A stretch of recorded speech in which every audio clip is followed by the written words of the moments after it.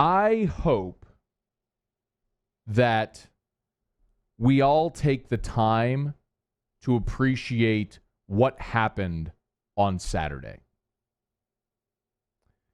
Because on Saturday, with LSU beating Texas, we witnessed a where were you when moment in LSU football history. 10 years from now, 20 years from now, however long it may be. And those moments typically happen in special seasons. Skylar Green's catch against Georgia in 2003 was an amazing moment. It was an arrival of LSU football. It came at a time in a game against a top 10 opponent when LSU, with the eyes of the nation on it, in similar situations had wilted. Think back to 1996 when LSU and Alabama played in Tiger Stadium and College Game Day was here and everybody was hype, and then Sean Alexander ran for damn near 300 yards and everybody was super bummed out again. That Skylar Green catch meant so much because of what it indicated, not just for that season, but for the program as a whole, as an arrival moment. You remember where you were during the Bluegrass Miracle if you were lucky enough to witness Hodson to Fuller or Burt Jones to Brad David. You remember those moments. And I have a feeling that in 20, 30, 40, 50 years from now, we'll remember 3rd and 17. Darrell K. Royal Memorial Stadium. I want to play this. Chris Blair on the call on the LSU Sports Radio Network. Understand the scenario that unfolded in that moment. LSU has played football for 126 years. This is the 126th season of LSU football. And never before had LSU won a true road game against a top 10 non-conference opponent. And here you are with 2 minutes and 38 seconds left in this ball game. And your play sequence was pass, run, pass, pass, pass, pass. And on the 5th play, you got sacked. You're facing you went incomplete pass, sack, and now it's 3rd and 17. 3rd and 17. They're down 6. You haven't stopped them once in the second half. They've got one timeout left. We all know what in a bygone era, like last year or in the last decade, what LSU football would have done. Say it out loud with me.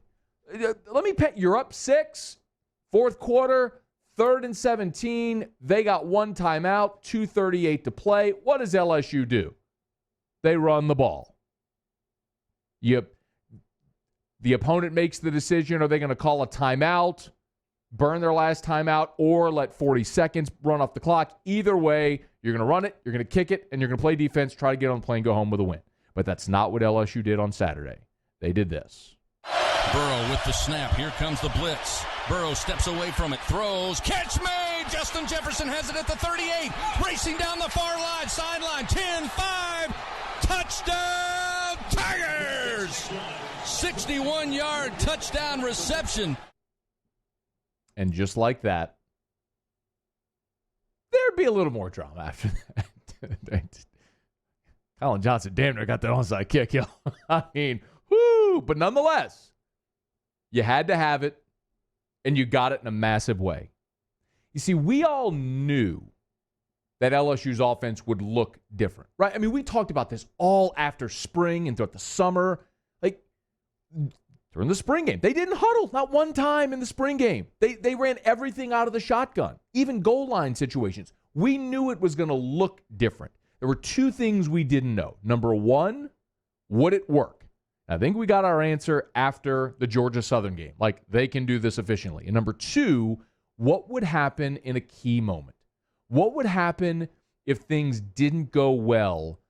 Would Orgeron maybe revert to what he was comfortable with? And certainly there was that opportunity, throwing the ball out of your own end zone in the first quarter, and you throw a deflected interception after the turnover on downs, and you give him the ball right back there. But instead, he stayed with it. And in the key moment of the ball game, the moment where incomplete pass, you stop the clock, they keep their timeout, and they get the ball with 2 minutes to a chance to go win the ball game. And in the key moment of that ball game, Ed Orgeron decided to let his offense do what they do, and that's throw the football. I love this. This is what Ed Orgeron said after the game about that moment when they got the ball, just under 4 minutes to play, and the conversation he had with Steve Ensminger?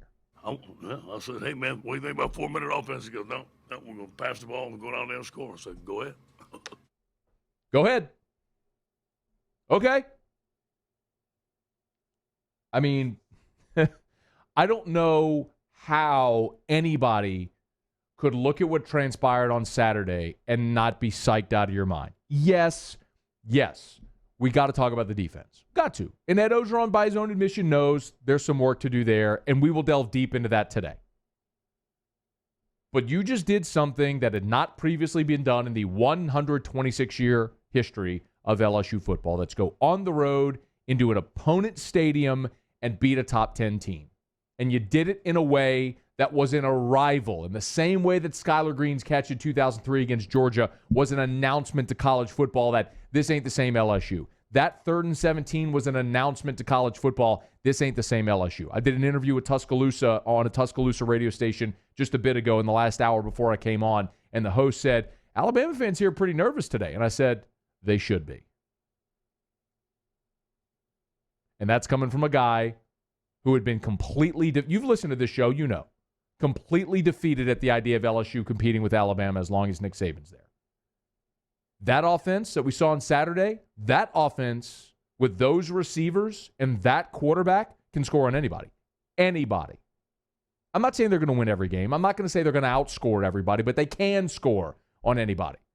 The offense you had seen got shut out in its own building the last 2 times against Alabama. This offense, ain't going to happen. They got a shot. They give you a chance.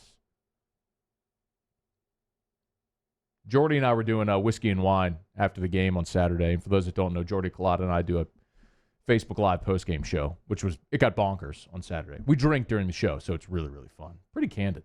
And someone said, hey, Matt, I haven't seen you this optimistic about LSU football, maybe ever.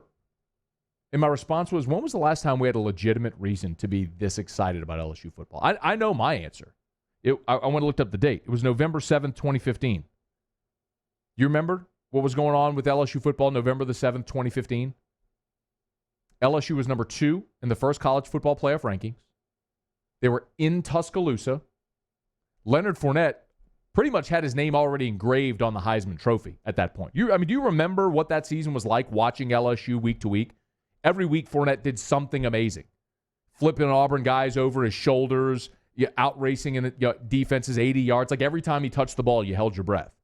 And everyone felt like LSU was going to Tuscaloosa and was going to win that game. That was the last time that I think LSU fans collectively had a reason to be this excited about LSU football. We know what happened that day. It didn't go well. But that was the last time there was genuinely this much reason to be optimistic. I mean, when you look ahead, the toughest tests that you're going to have before you go to Tuscaloosa are Auburn and Florida, both coming into your stadium. Do you think Felipe Franks or Bo Nix, you can answer this out loud, do you think Felipe Franks or Bo Nix is going to come to Baton Rouge and outscore that LSU offense? Because I don't. Not today. Now, it's college football, and weird things happen in college football. We saw Ole Miss go to Tuscaloosa with Hugh Freeze and Chad Kelly, and you have a deflected pass, 80-yard touchdown, and they upset Alabama. We just saw Coastal Carolina beat Kansas. Weird things happen. It's college football. I'm not saying it can't, but it's hard to imagine it happening. I mean, I think the reason there's so much excitement right now is everyone collectively realizes you're staring at what could be a really special season. And the launch pad for that was that moment on Saturday. 3rd and 17. Here it is. Define what you're going to be. And they did so emphatically. And it was awesome.